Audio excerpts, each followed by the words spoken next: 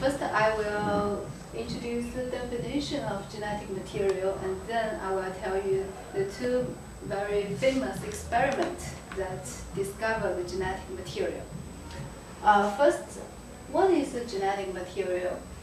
Genetic material is the thing to store genetic information, and it is a carrier of genes. Nowadays, we all know that DNA is the genetic material for almost all living creatures. However, about 80 years ago, almost nobody knows that, and the scientists had postulated that the protein is the genetic material because it comprises the majority of the cell mass. So this comes the big challenge and big question: what on earth is the genetic material? And following is the two very important experiments in the history of biological science. First one is the Griffith experiment that is conducted in 1928 by Griffith, of course. And he used the pneumococcus, which is a bacterial, and it can be used to infect mouse. There are two strains of pneumococcus, or we can just call it bacteria. There are two strains of bacteria, the R strain and the S strain. When you infect the R strain into the mouse will be alive, it will not die. So it is not infectious. When you inject the S strain into the mouse will die. So we know that the S strain is infectious, and it can cause mouse die. However, if you kill the S strain by heat, and then inject the S strain killed by heat into the mouse will remain alive. Which means that the S strain killed by heat loses its ability to infect the mouse. However, if we mix the S strain killed by heat and the R strain, the normal R strain together, and then inject this mixture into the mouse will die. So this phenomenon is very interesting. And what can you get from this experiment? What is your conclusions from this experiment? Can you take a try? Well, there's something about the R strain that gets activated, maybe, or gets changed by the S strain. Yes, that's correct.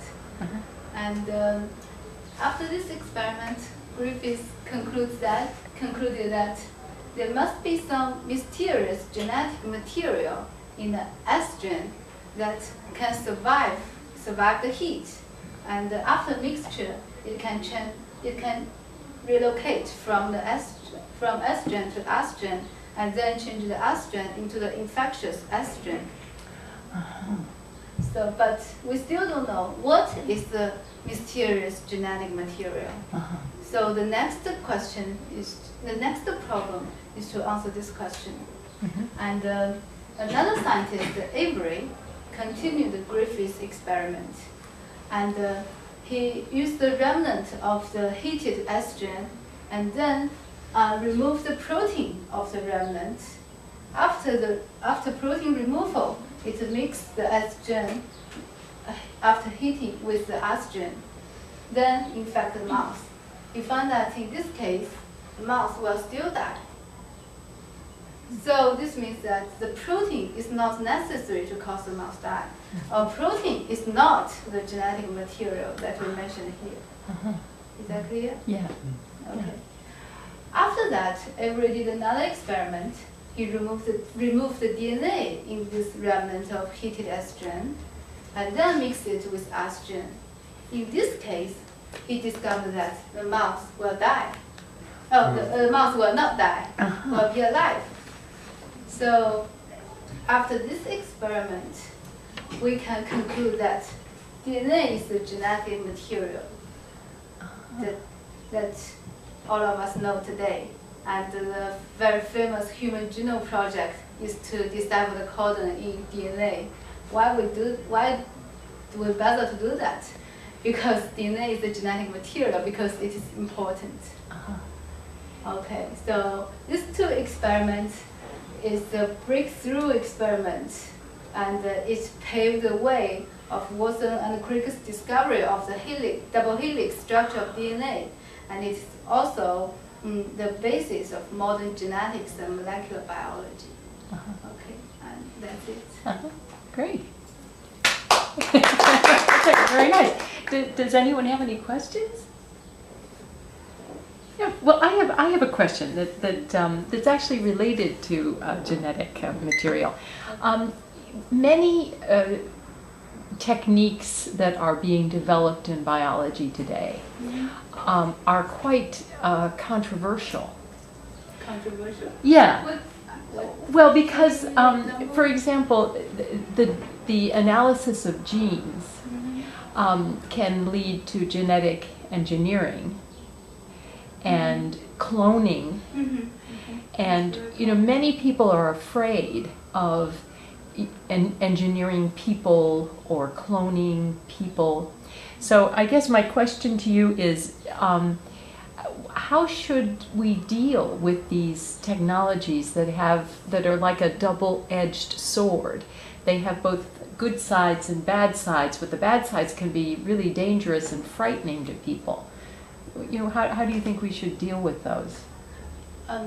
Firstly, I don't think the genetic engineering could be a danger to human beings, because what we do in the lab now is we engineer the DNA in bacteria and in some cell lines. They cannot be alive outside the lab. I mean, it is totally, it is not dangerous to people. And technically speaking, it is very hard nowadays to engineer the human cell lines, especially normal human cell lines, and then put it back into human beings, because we have the immune system that can defeat the outside cells. So it is very hard to do that, although some scientists are trying to work it out, but it is still, there is still a long way to go to reach that part. And finally, I think that scientists are not gods. I mean, they cannot engineer people's DNA as they like, and they have some moral deadlines in doing science.